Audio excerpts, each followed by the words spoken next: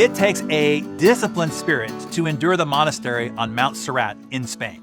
One of the fundamental requirements of this religious order is the young men must maintain silence. Opportunities to speak are scheduled once every 2 years, at which time they are allowed to speak only 2 words. One young initiate in this religious order, who had completed his first 2 years of training, was invited by his superior to make his first 2-word presentation. His 2 words were, "Food terrible," he said. 2 years later, the invitation was once again extended. The young man used his opportunity to say, "Bed lumpy." Arriving at his superior's office 2 years later, his 2 words were now, "I quit." The superior looked at this young monk and said, "It doesn't surprise me a bit. All you've done since you've arrived is complain, complain, complain."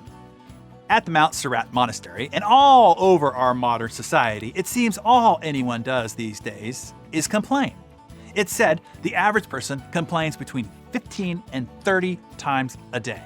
Additional research shows that most people complain once a minute during a typical conversation. So why are we so damn whiny these days? Well, I blame weak parenting. Overwhelmed and enabling parents gave their kids whatever the hell they wanted if only they would shut their whining pie hole. This is where much of the entitled, self-absorbed, constant complaining and lack of appreciation and gratitude comes from. And when parents indulge children like that, the child doesn't grow out of it. It becomes how they understand themselves and the world. It becomes their self-perception and their worldview. I come from a generation where 6-year-olds weren't negotiated with. I was told to knock it off or else. The else only had to be experienced once or twice until you learned respect and social behavior discipline. As a result, most of us learned a number of valuable life lessons. 1, sometimes in life, you don't get everything you want. 2, be grateful for whatever you do get that is good, because good stuff has to be earned and it's hard to come by. And 3, nobody cares about your petty complaints. Get over it and keep them to yourself in the meantime.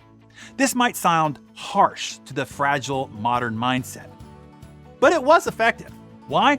Because it was a more honest preparation for adult life. Complaining doesn't make one a bad person. It just puts a horrible damper on the possibility of living an exceptional life. It's a denial of responsibility. And complaint without action is just a way of excusing yourself from being responsible. But people love to complain. Why? Well, there are several tempting reasons. A, it feels good. But like many other things that are enjoyable, such as smoking or eating donuts for breakfast, complaining isn't good for you. In fact, it makes you dumb. Not just socially, actually.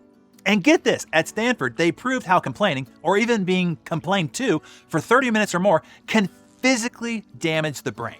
Researchers used an MRI scan and found links between long-term exposure to hormones produced during stress and the shrinking of the hippocampus, which plays a major role in learning and memory.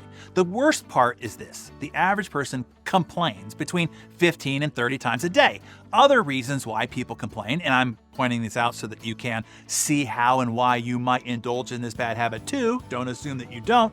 Other reasons why people complain is B, to get attention. People have an innate need to be acknowledged, and complaining is the fastest, easiest, and laziest way to be noticed. This is why the most socially awkward are usually the biggest complainers. It is a weak and lazy way to start a conversation, to get attention, or to try to connect with another. All you are going to do when you complain is find other complainers and repel everyone else away from you. C, to remove responsibility. People complain about the difficulty of a situation or a task to remove their responsibility to improve it and to reduce expectations of them going forward. You see, complaining is easier than putting in the effort. And D, to excuse poor performance. People complaining about why they did not perform up to the required standard. The sun was in my eyes. The boss doesn't like me. The dog ate my homework, or whatever. All alibis for their failure or lack of achievement. So, your key lessons here today are: 1, don't be a complainer. It makes you dumb. 2, don't hang out with complainers. It makes you dumb. Oh, and here's a great tip. Number 3, when somebody starts complaining around you, here's how to stop them. Just say, "So what are you gonna do about it?" It's really cold and raining today. So what are you gonna do about it? Carry an umbrella? Put on a jacket? Sally always hands in sloppy work. So what are you gonna do about it? Have the tough conversation that you've been putting off? My husband doesn't show an interest in me anymore. So what are you gonna do about it? What ideas do you have to seduce and excite him again? You don't even have to offer the potential solution. I was just giving you examples. Why? Because complainers don't want solutions. They just want stuff to complain about. They'll give you every reason in the world why your suggested solution won't work. Because, in essence, they don't want to do it.